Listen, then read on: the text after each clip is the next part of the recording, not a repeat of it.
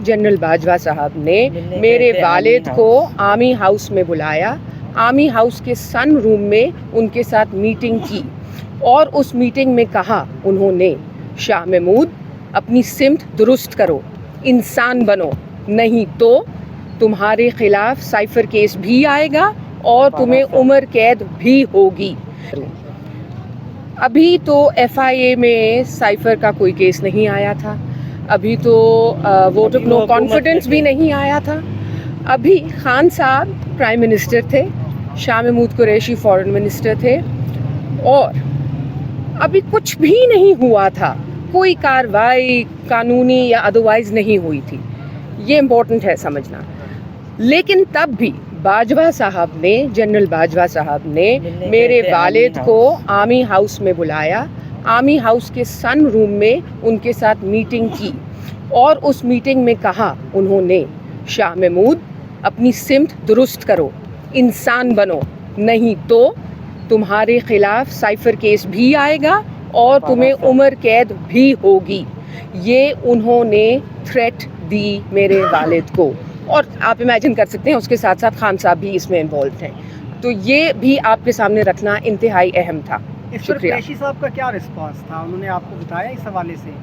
क्या रिस्पांस था उनका? रिस्पांस आप देख ही रहे हैं क्या था, आज आपके सामने है रिस्पांस, बताने की क्या ज़रूरत है। वालिद शाह महमूद कुरैशी ने मुझे भेजा है चंद पॉइंट्स आपके साथ डिस्कस करने के लिए। मुख्तसर गुफ्तगू करूँगी लेकिन प्लीज़ गौर से सुनिएगा।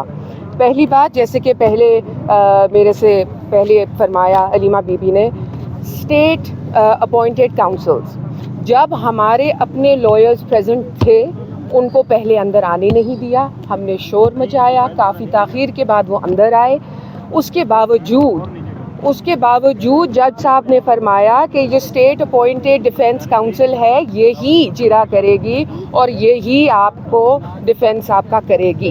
पहली बात ना defence state appointed defence council को मेरे वालिद या खान साहब जानते हैं, ना उनसे कोई इनपुट ली गई है, ना कोई स्ट्रैटेजी डिस्कस की गई है, ना कोई उनकी मुलाकात या मीटिंग हुई है केस के पहले शुरू होने से पहले।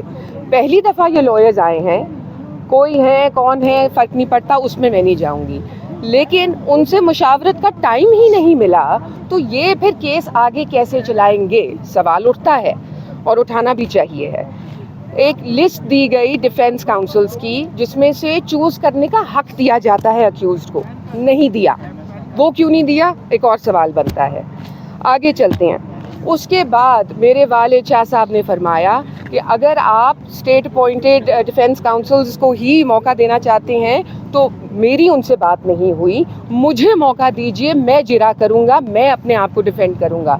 जज साहब ने फरमाया बिल्कुल मैं आपको इजाज़त दूंगा, लेकिन मौका ही ना आया। आगे चलते हैं।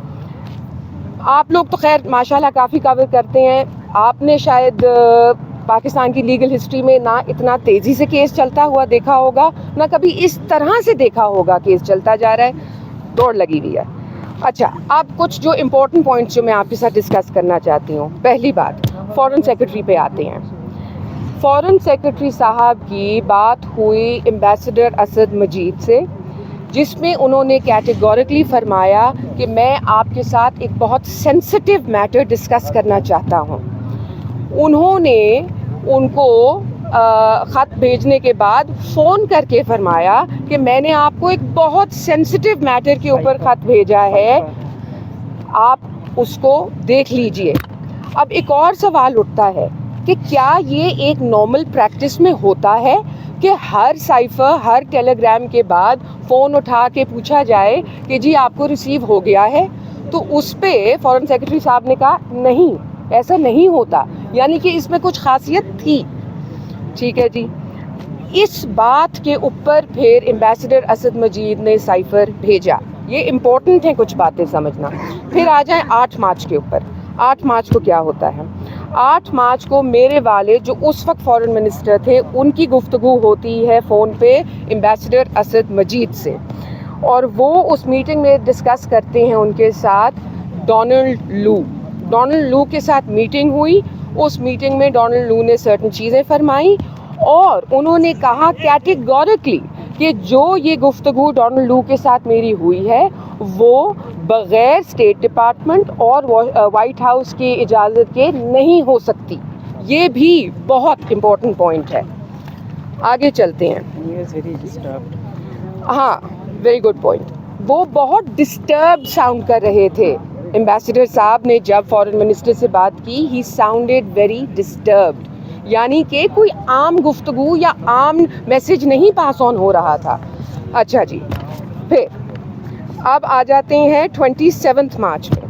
27 मार्च पे जब जलसे में एक कागज़ लहराया गया जिस पे बहुत गुफ्तगू होती है, मेरे वालिद का क्या उसमें रोल था।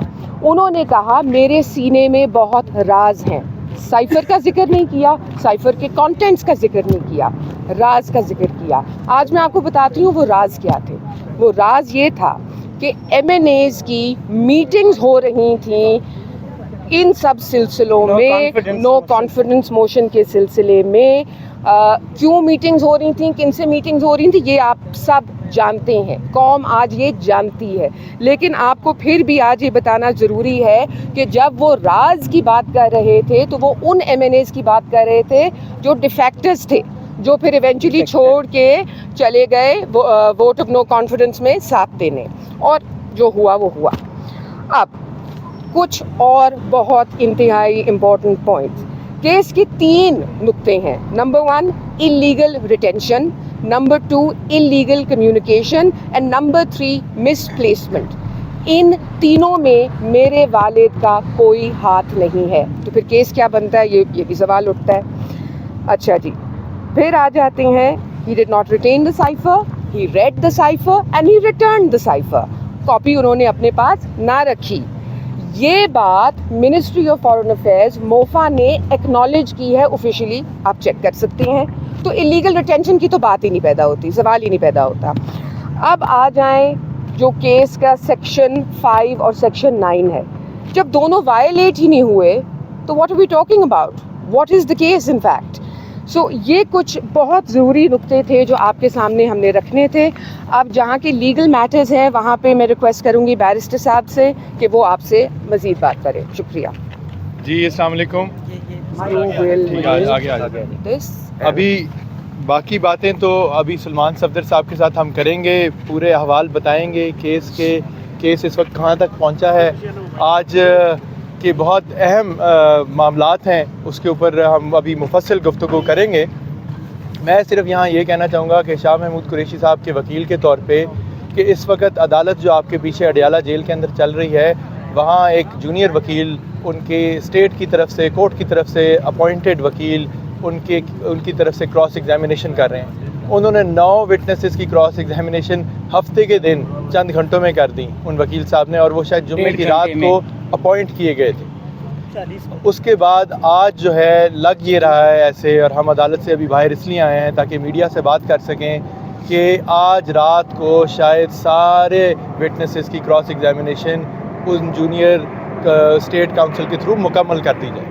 और उसका नतीजा क्या होगा? उसका नतीजा ये है कि हम अब कल या किसी भी वक्त इस केस का एक शायद पहले से सोचा समझा फ़ैसला एक्सपेक्ट कर सकते हैं। इसकी वजूहात क्या हो सकती हैं? बज़ाहिर हमें जो आवाम से भी तासुर मिल रहा है और वकला से भी, वो तो यही लगता है कि 8 फरवरी के इलेक्शन से पहले एक फ़ैसला दिया जाना चाहते हैं जिसके तहत बानी चेयरमैन और वाइस चेयरमैन को सज़ा दे दी जाए। वाइस चेयरमैन सिंध से हल्के थरपारकर 214 से उम्मीदवार भी हैं, वो उस इलेक्शन के लिए नाअहल हो जाएं। तो ये लग रहा है मामला, ये ऐसा केस जो कि नॉर्मली सालों पे चलता है, और ये केस जो है 2 दफ़ा इसका रीट्रायल हो चुका है बिकॉज़ ये मामला ठीक नहीं चल रहे थे।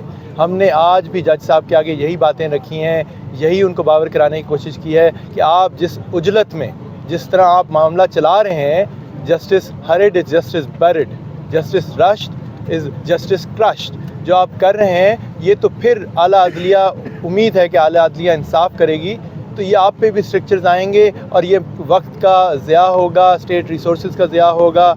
अगर मकसद सिर्फ ये है कि 8 तारीख को अवाम ये समझें कि दोनों इलेक्शन नहीं लड़ सकते और कन्विक्टेड हैं, तो एक अलग बात है।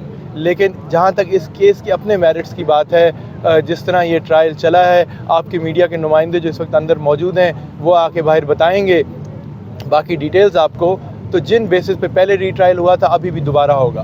شاہ محمود قریشی صاحب نے عدالت کو واضح طور پہ یہ کہا ہے کہ ان کو کوئی کانفیڈنس نہیں ہے جو ان کے لیے junior state defence lawyer appoint کیا گیا ہے, اور انہوں نے کہا ہے میرے چوائس کے وکیل, میرے منتخب وکلا جو ہیں وہ عدالت میں موجود ہیں اور ان کو اجازت دینی چاہیے میری طرف سے اس کیس کی پیروی کرنے کی.